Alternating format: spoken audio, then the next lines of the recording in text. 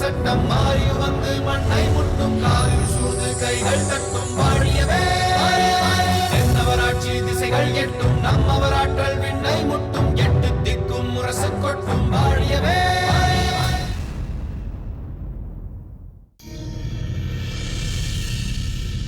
உங்களுக்கு தாமரையின் பணிவான வணக்கம். என்னால் எவருக்கும் எந்த பிரச்சனையும் ஏற்படுவதை நான் விரும்பவில்லை. மீண்டும் உங்கள் அனைவரையும் விட்டு நான் பிரிந்து செல்கிறேன். என்னை தேட வேண்டாம். இப்படிக்கு அபாகியவதி தாமரை. இப்படி ஒரு வாசகத்தை எழுதிவிட்டு தாமரை போனதற்கு உண்மையில் என்ன காரணம்? நான் தான் காரணம். மலர்கொடி, நீ என்னம்மா சொல்கிறாய்? ஆம் மாமா, தாமரை இப்படி ஒரு முடிவை எடுத்ததற்கு காரணம் என்னுடைய முட்டாள்தனம். என்னுடைய அவசர புத்தியினால் தாமரையை தவறாக சித்தரித்து தளபதி செழியனிடம் நான் கூறிய குற்றச்சாட்டு அவருக்கு கோபத்தை உண்டாக்கியது. அதனால்தான் தளபதி செழியன் தாமரையை கடிந்து பேசினார். அதனை பொறுத்து கொள்ள முடியாத தாமரை இப்படி ஒரு ஓலையை எழுதி தந்துவிட்டு காணாமல் போய்விட்டாள்.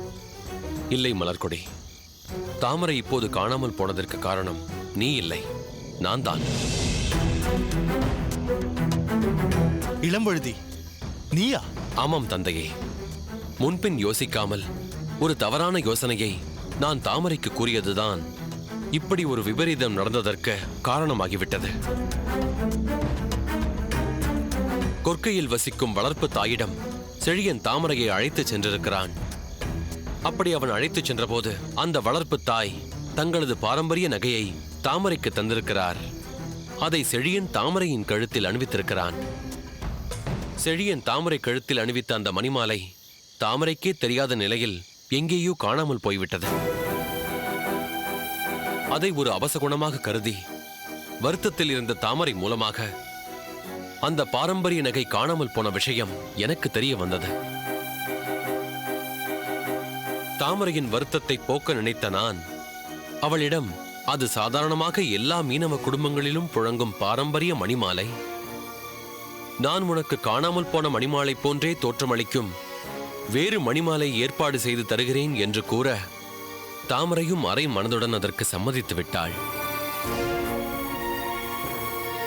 நான் வேறு மணிமாலை ஏற்பாடு செய்து தாமரையிடம் தந்தேன். அவளும் அதை அணிந்து கொண்டாள். அதை பற்றிதான் மலர்கொடி செழியனிடம் சொன்னாள்.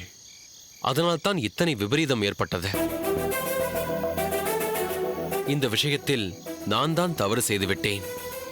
நகை காணாமல் போன விஷயத்தை தாமரையின் சார்பாக நான் செழியனிடத்தில் எடுத்துச் சொல்லி அவனை சமாதானப்படுத்தி இருக்க வேண்டும். அதை விடுத்து நானாக இப்படி ஒரு முடிவு எடுத்தது என் தவறுதான்.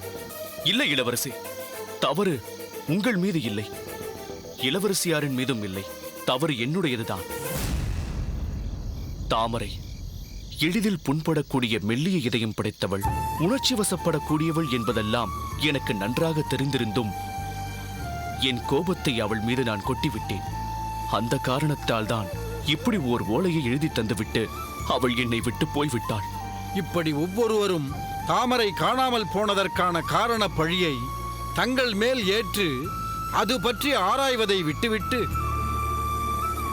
இப்போது நாம் எடுக்க வேண்டிய அடுத்த கட்ட நடவடிக்கையான தாமரையை தேடி கண்டுபிடிக்கும் வழிமுறைகளை பற்றி ஆராய்வதுதான் ஆரோக்கியம் என்று நான் கருதுகிறேன். நீங்கள் சொல்வது உண்மைதான் அமைச்சரே. இனி நாம் நடக்க வேண்டியதைத்தான் பார்க்க வேண்டும். ஆனால் என்னுடைய வருத்தம் என்ன தெரியுமா? இவர்கள் எல்லாம் தனிமையில் சந்தோஷமாக பொழுதை கழிக்க வேண்டும் என்பதற்காகத்தானே கொற்கைக்கு அனுப்பி வைத்தோம். இவர்களோ தங்களுக்குள்ளேயே ஒருவருக்கொருவர் புரிந்து கொள்ளாமல் இப்படி நடந்து கொண்டு விட்டார்களே. தாமரை மலர்கொடியை வருத்தப்பட வைத்து விட்டாளே என்ற கோபத்தில் செழியன் அவளை கடிந்து விட்டான். இதில் மலர்கொடி மீதும் தவறில்லை. எந்த ஒரு பெண்ணுமே எதை வேண்டுமானாலும் விட்டுக் கொடுப்பாள்.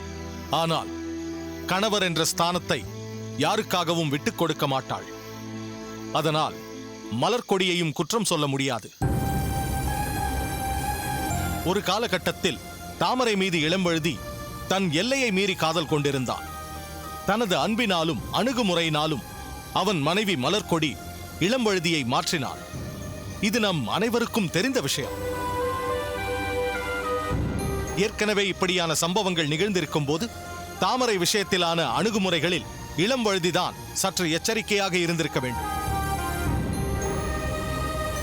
தாமரை விஷயத்தில் இளம்வழுதி கூறியது நல்ல யோசனைதான்.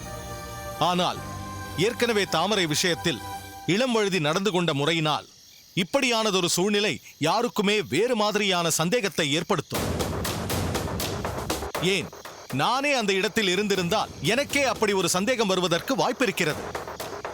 அதனால் இதில் இளம்வழுதி நடந்து கொண்ட முறைதான் தவறு. உண்மைதான் தந்தையே. இப்போது எனக்கு எல்லாம் புரிகின்றது. தாமரை விஷயத்தில் நான் முன்பு நடந்து கொண்ட முறைகளுக்கு பிராயச்சித்தம் தேட வேண்டும். அவளுக்கு எந்த விதத்திலாவது உதவ வேண்டும் என்று நினைத்தேனே தவிர இப்படி ஒரு கோணத்தில் அது பற்றி சிந்திக்க நான் தவறிவிட்டேன். தவறு என்னுடையதுதான். அமைச்சர் அவர்களே, சொல்லுங்கள் மன்னவா. ரோமாபுரி தூதுவர் எப்போது இங்கு வருகிறார்? ஏற்கனவே அவர் ரோமாபுரியில் இருந்து புறப்பட்டு விட்டார். எந்த நேரம் வேண்டுமானாலும் அவர் இங்கு வந்து சேரலாம். ரோமாபுரி தூதுவர் நம் பாண்டிய நாட்டிற்கு வரும் இந்த நேரத்தில் தாமரை காணாமல் போன விஷயம் வெளியில் பரவினால் தேவையில்லாத சலசலப்புகள் ஏற்படும். அதனால் அது நம் ஐவருக்குள் மட்டுமே ரகசியமாக இருக்கட்டும். வெளியில் யாருக்கும் தெரிய வேண்டும். கொற்கையிலிருந்து தாமரை ஏன் திரும்பி வரவில்லை என்று யாரேனும் கேட்டால் தாமரை கொற்கையிலிருந்து சோழ நாட்டிற்கு சென்று விட்டாள் என்று சொல்லுங்கள். செழியா, மன்னவா. நடந்ததை பற்றி சோழ மன்னருக்கு ரகசியமாக செய்தி அனுப்பிவிடு. ஆணை மன்னவா. அமைச்சரே, நம் ரகசிய ஒற்றர் படையிடம் தாமரையை தேடச் சொல்லி உத்தரவிடுங்கள். ஆகட்டும் மன்னவா. இளம்வழுதி, மலர்கொடி, உங்கள் இருவருக்கும் நான் ஒன்று சொல்ல விரும்புகிறேன். குடும்ப வாழ்க்கை என்பது கணவன் மனைவி இருவரும் ஒன்றிணைந்து சுமக்க வேண்டிய கண்ணாடி பாத்திரம். அதை இருவரில் ஒருவர் தவறவிட்டாலும் உடைந்து போய்விடும். பிறகு அதை ஒன்று சேர்ப்பது என்பது இயலாத காரியம். அதை உணர்ந்து நடந்து கொள்ளுங்கள். செழியா, மன்னவா. இந்தா, இது உன்னிடமே இருக்கட்டும். செல்லலாம். நான் சொன்னதெல்லாம் உங்கள் கவனத்தில் இருக்கட்டும். வாருங்கள், போகலாம்.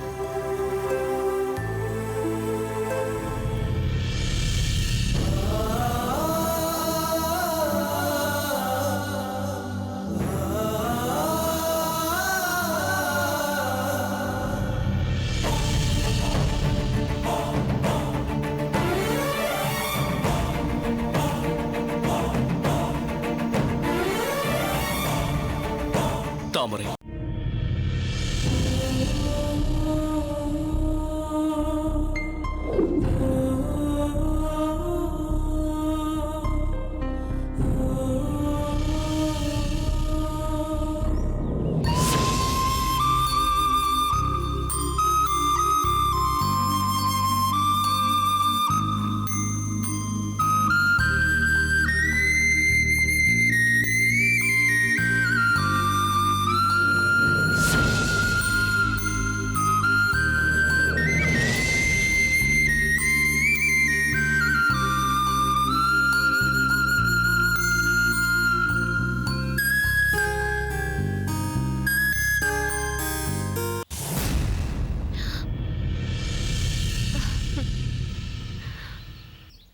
பார்த்திபன்,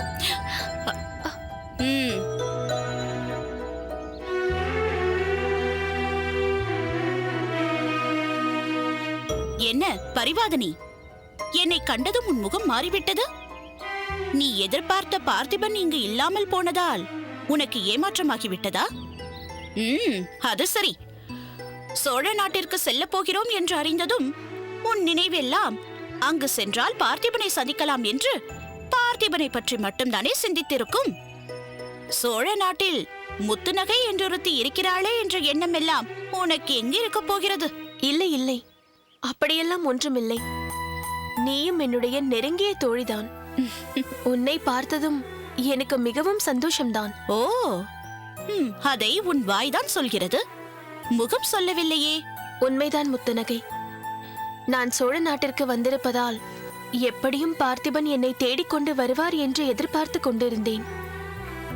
நீ என் கண்ணை பொத்தியதும் உண்மையில் அவர்தான் வந்துவிட்டார் என்று நினைத்து விட்டேன்.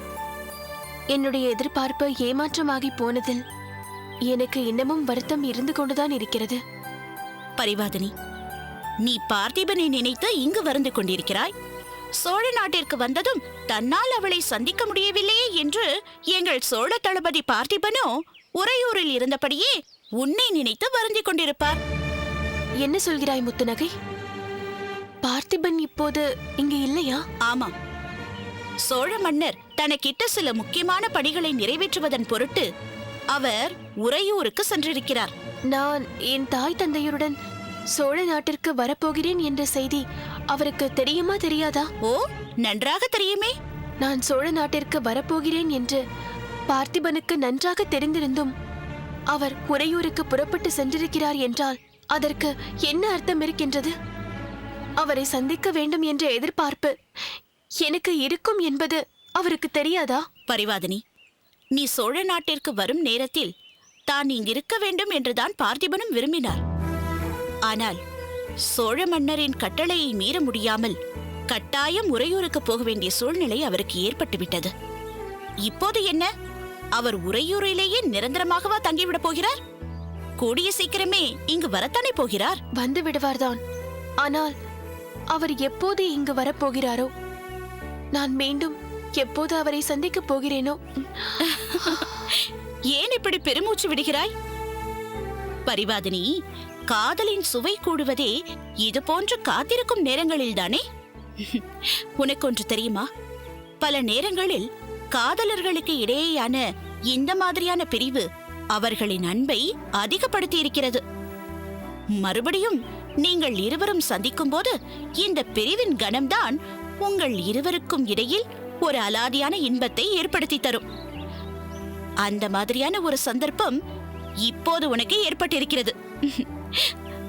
கவலைப்படாதே, பார்த்திபன் விரைவில் பணிகளை முடித்துவிட்டு உன்னை காண வந்து விடுவார்.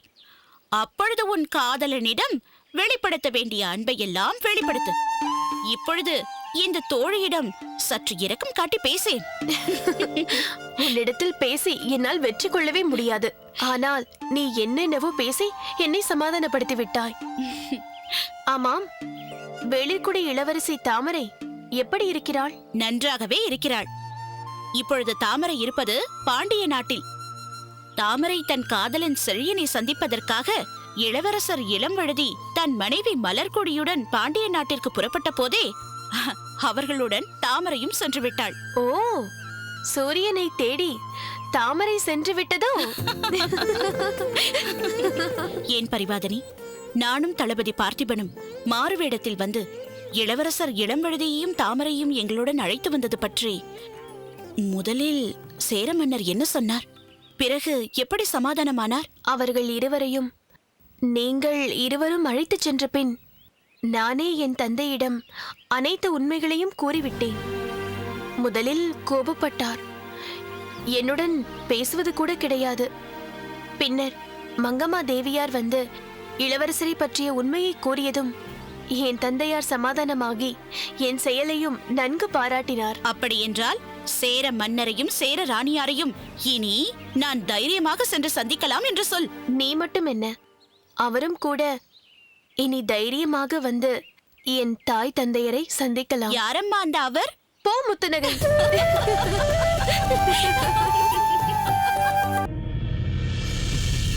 அவையோர்களே, நாம் வெகு ஆவலோடு எதிர்பார்த்து கொண்டிருக்கும் நிகழ்வு இன்று நடக்க இருக்கிறது.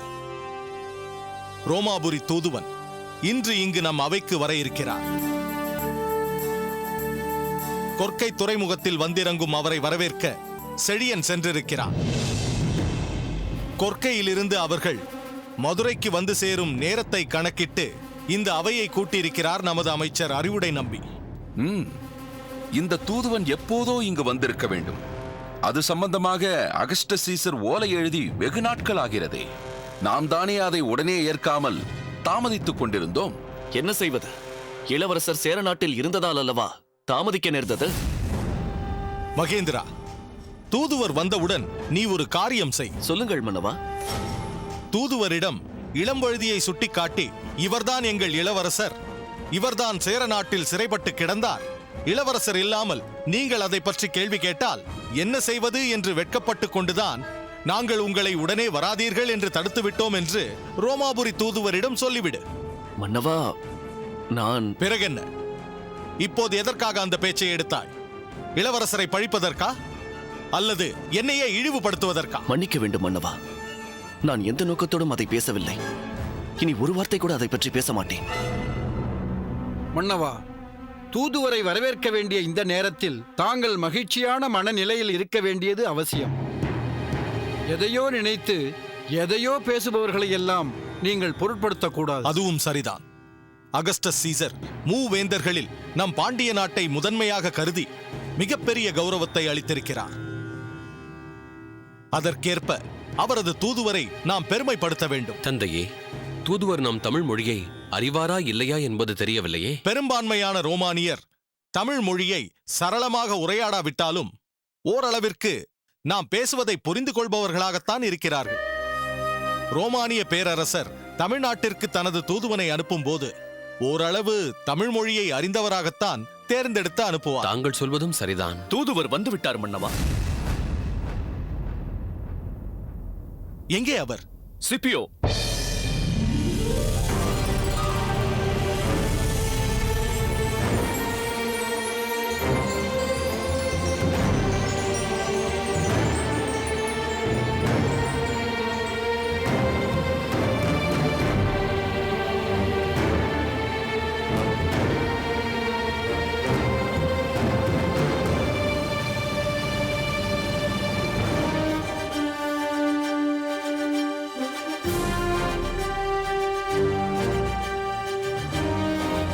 வருக வருக.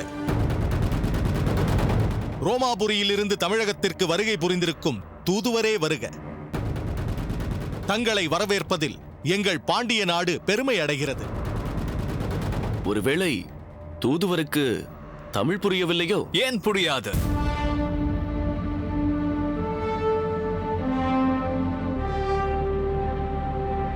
நன்றாக புரியும். நான் காண்பது கனவா அல்லது நனவா? இங்கு நடப்பது உண்மையா இல்லை பிரம்மையா? எனக்கு தெரியவில்லை. பாண்டிய நாட்டு பேரரசர், எங்கள் ரோமின் பேரரசர் அகஸ்டஸ் சீசரே வியந்து போற்றும் பெருவழுதி பாண்டியர் இந்த எளிய தூதுவனை இங்கே கண்டதும் தாமே எழுந்து வந்து வரவேற்கிறாரே. அவரே எழுந்து வருவதால் இந்த அவையை எழுந்து நிற்கிறது. என்னால் இதை நம்பவே முடியவில்லை. அதனால்தான் திகைத்து போய் இப்படி நிற்கிறேன். எங்கள் பேரரசர் தங்களை தூதுவராக மட்டும் கருதவில்லை, ரோமாபுரி பேரரசரின் பிரதிநிதியாகவே கருதுகிறார்.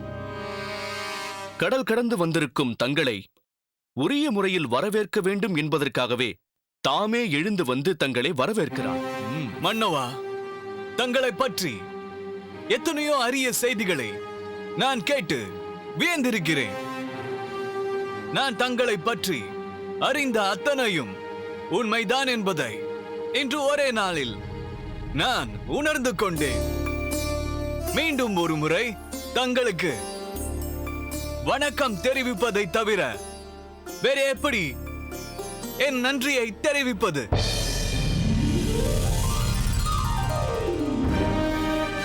நன்றி மன்னவா. வாருங்கள்.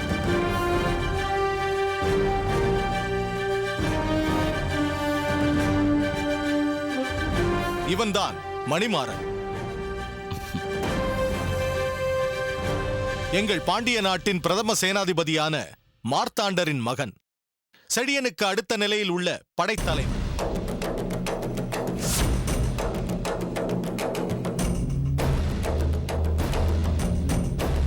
இவன் மகேந்திரன்,